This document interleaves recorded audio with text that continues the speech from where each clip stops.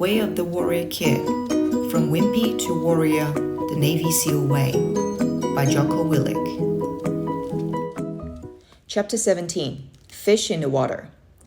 I was not ready for what Uncle Jake did to me today. At least I didn't think I was. For the past few weeks, Uncle Jake has been taking me to the river every other day. Swim day, he calls it. First, I waded in the water, then I dunked my head, then he taught me to tread water, which is when you just stay in one place and keep your head above water. From there, he taught me to float in the water without moving, which is called the dead man's float. After that, he started teaching me how to swim, a basic way of swimming called the crawl stroke. It wasn't too bad, and I have been getting better and better at doing it. The last few times I have actually been swimming without touching the bottom at all. But when I got to the creek today, Uncle Jake said, "Today you're swimming across the creek, the whole thing, and back again." Sure, I was feeling all good and comfortable when we drove down, but when he said those words, I nearly had a panic attack. Swim all the way across? Are you kidding me? I felt pretty good swimming along the beach side of the river, especially because I knew if things got out of control, I could just stand up. But swimming across, once I got about 15 feet from the shore, I wouldn't be able to touch the bottom. I would be helpless, just like I was back in the koi pond when I was a kid. I don't think I'm quite ready for that, Uncle Jake, I told him. You are ready, I know. And if you don't think you're ready, you better get ready, because you are doing it today. But Uncle Jake, no buts, Marc. I'm telling you, you are ready. You are doing it. I'll drown, I said. The words kind of just slipped out. I didn't really think I would drown. Okay, maybe I did think that a little bit. You are not going to drown, Marc, Uncle Jake said, sounding pretty annoyed with me. I might, I told him. No, you're not going to drown. You're going to be perfectly fine. I won't let you drown, and I will be right next to you.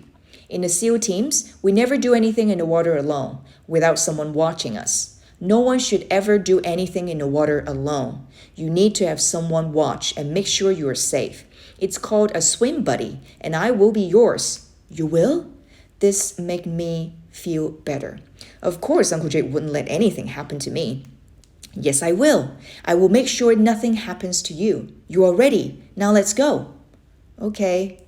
We waded out into the water. I was focused, very focused. I looked at the other side of the river, which was about 30 yards away. I figured it would take me about 20 strokes to get across. I looked at Uncle Jake. He nodded as if to say, go. I guess I needed a little more than just a head nod, because I just sat there looking at him. Finally, he said, well? I said back, well, what? He raised his voice and said, well, go! I looked across the river, looked back at him again, took a deep breath, and lunged forward into the depths.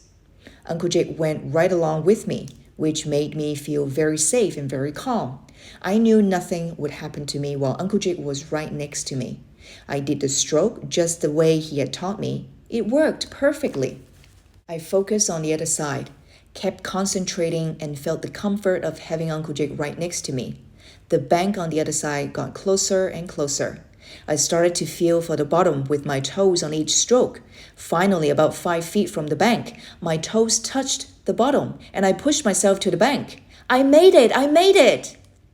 I looked over at Uncle Jake and smiled. He flashed a big smile back at me. I made it! I yelled joyously. I made it! I made it! I made it! Yes! Ahoo! Just as I finished my final triumphant yell, Uncle Jake disappeared underwater. I didn't know what he was doing, but he was down there for a while. When he finally came up, he was all the way on the other side of the river. I was all alone. What are you doing, Uncle Jake? I called in a loud voice. You're fine, he shouted. Just swim on back to me. What? I yelled.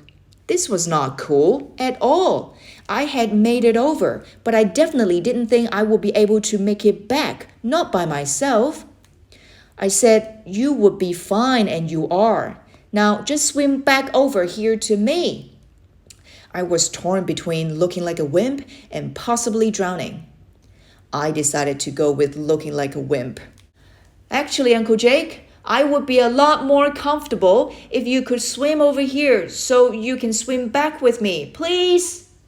I hope his understanding of how scared I was would shine through, but it didn't.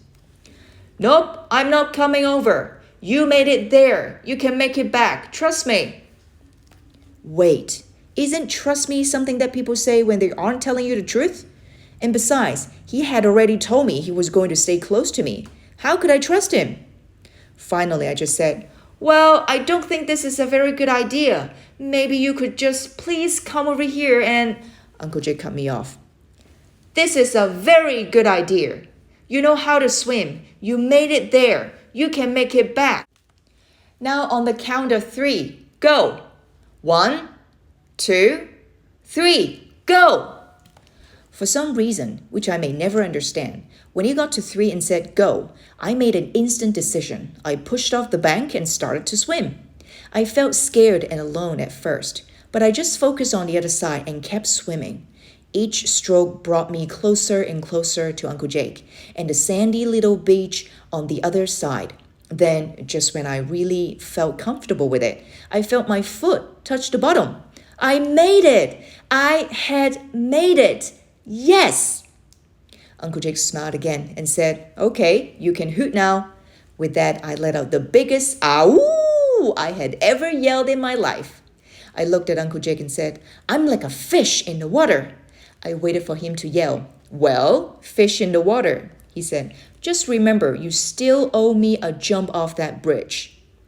I sat there in silence, but the message was clear. I still have a lot to prove. And as I looked up to the top of the bridge, I knew I wasn't quite ready for that